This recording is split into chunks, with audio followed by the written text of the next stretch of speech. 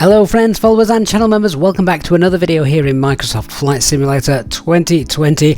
So how long have we been waiting for an Airbus A380 in Microsoft Flight Simulator? Of course, in previous incarnations of Flight Simulator FSX, for example, the A380 was available. Now we know that the FlyByWire team are working on a very realistic model of the A380, but that is yet to be released. We've also heard that IniBuilds have gone back to the drawing board with their exterior modelling of their A380, so that's going to take some time before we probably see that in the simulator. However, a new A380 has recently been released for Microsoft Flight Simulator 2020, but this is, by its own admission, a port over from an FXX model.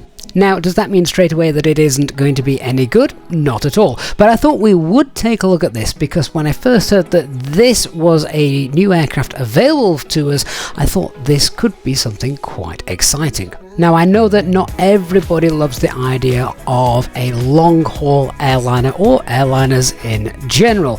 The appeal of sitting in front of your PC screen for 7 to 8 hours probably doesn't have that magic for everybody, but there are those who will perhaps depart late on in an evening, go to bed, wake up, land the aircraft, or those of us that work from home who will enjoy a long-haul flight throughout the day. So, is this aircraft in fact any good? Could we take it out on VATSIM, for example? Well, the first thing that strikes me when I see it is that it is obviously a model from a previous incarnation of Microsoft Flight Simulator. It just doesn't have that same sort of realistic appearance that aircraft do now in Microsoft Flight Simulator 2020. This aircraft comes shipped by default with just the one livery, the Qatar livery that you can see here, and that's absolutely fine. More liveries for this are available to download on flightsim.to. Now, probably the biggest downside of this is that it comes using the stock A320neo aircraft cockpit, and yes, that also includes all the avionics that go with it. So if you're used to flying the A320nx with all the fancy fly-by-wire avionics, which are absolutely fantastic, sadly that is not what you're going to get here. Of course, as well, without stating the obvious, the A320neo has 2 engines, whereas this A380 has 4 engines, so there's obviously already a big problem there. Now, the developer who has created this has also said that in future updates there are going to be better textures to come, and I'll be honest, yes, it does need them because it's quite obvious that this is just almost a perfectly clean model from, as I said, a previous simulator. It's not weathered, nor does it look rugged, and if you zoom in really close on the liveries and decals, stickers, etc., it's all quite blurry text. But please do bear in mind that this was literally only released just a few days ago. And the developer does state that this is just a little side project. Well, it's probably no little project at all, because to be honest, the amount of hours that need to be put into creating something like this and porting it over from a previous version is actually quite intensive. So I do take my hat off to the developer for even starting a project like this. Personally, I wouldn't even know where to begin. And we already know from experience, the FlyByWire team, who are also creating an Airbus A380, well, how long is that taking them? So we know that we are resigned to using the default A320neo avionics and cockpit, flight deck, etc. But what about the actual handling and flying of this aircraft? Is it something, if you can work around the fact that it's got the wrong cockpit, is it still something that I would be able to use and fly? Well, with no EFB, of course, we have to load our payload and fuel in through the on-screen menu. And the first thing that came to my attention was the fact that you could only load a maximum of 24 tons of fuel, whereas in reality, the real A380 can take 250 tons of fuel, obviously for long haul. Now, I've not had time to actually see what the fuel burn on this aircraft is actually like, but to me, looking at that, it doesn't look like I'm going to be able to cross the Atlantic successfully. I'm guessing currently what this aircraft actually does is have a fuel burn that is based upon the A320neo. If you have managed to fly this aircraft for a long haul flight, I'd love to hear in the comments down below how you get on with that fuel burn. So next up then is the avionics, and to be honest I probably don't need to say too much about this. If you're familiar with the quality of the default A320neo avionics, well then you're getting pretty much exactly the same. But what is the aircraft actually like to fly? So as I said, I've not had too much time to experiment with this aircraft, so I'd love to hear the feedback you guys might be able to give us in the comments down below and let everybody know your experience with this aircraft. But I have attempted to take off and land with this aircraft, and also just to get an overall feel of the handling to see how good it is.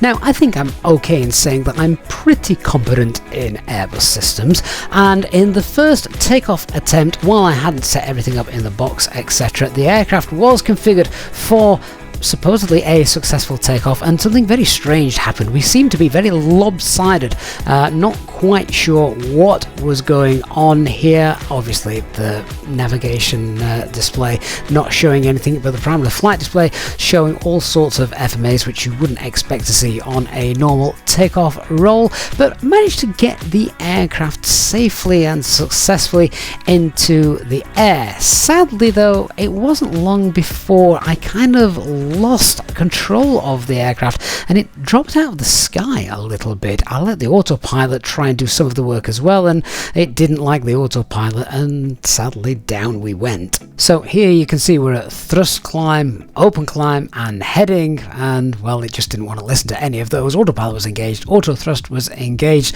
and when I realised that it was probably going to kill me, I disengaged the autopilot, pulled back on the side stick in a desperate attempt not to feature on the next episode of Air Crash Investigation. Sadly though, I failed. Okay, so what about actually landing this aircraft? So here we are on approach, and my plan was basically let the autopilot, take it nice and close, disconnect the autopilot as we would usually do, and then of course do a nice manual landing. Please ignore the fact I've got no decision heights set up. I basically just not set up the approach page for it. However, that should not affect the overall handling of the aircraft. As you can see, it's captured the ILS okay. We've got glide slope, we're lock green, everything's fine. For some reason landing gear wasn't down until the very last minute. Quickly I sorted that, and with that I disconnected the autopilot, and oh no, it just decided to nosedive again, and from this point on the outcome seemed inevitable. 2 crashes in the space of 5 minutes. Fantastic. So was it something I'm doing, or have other people had similar problems if they've been trying to fly in this aircraft? Again, please do let me know down in the comments if you have had more successful handling than I have in attempting to get this aircraft to fly correctly. It also, when you're just in sort of stable flight, I felt it came across on the controls as very slow to respond, very sluggish, which you probably would imagine to be correct for the A380. But if you listen to all real-world pilots that fly this aircraft, and if there are any out there, please do leave a comment and let us know. It's actually a very, very responsive aircraft, and it doesn't feel big and heavy on the controls when you're moving the side stick around. That's one of the really nice features pilots do report about this big A380 aircraft.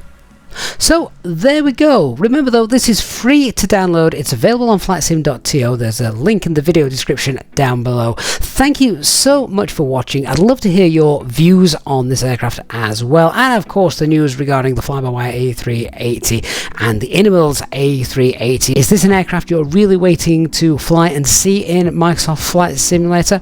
Let me know. Thank you so much for watching. If you have enjoyed this video, then please don't forget to leave a like, and of course if you are new to the channel, don't forget to hit that subscribe button and turn on that notifications bell as well, so you don't miss any future videos and of course live streamed flights. Thanks for watching. I'll see you all again in the next one. Bye bye for now.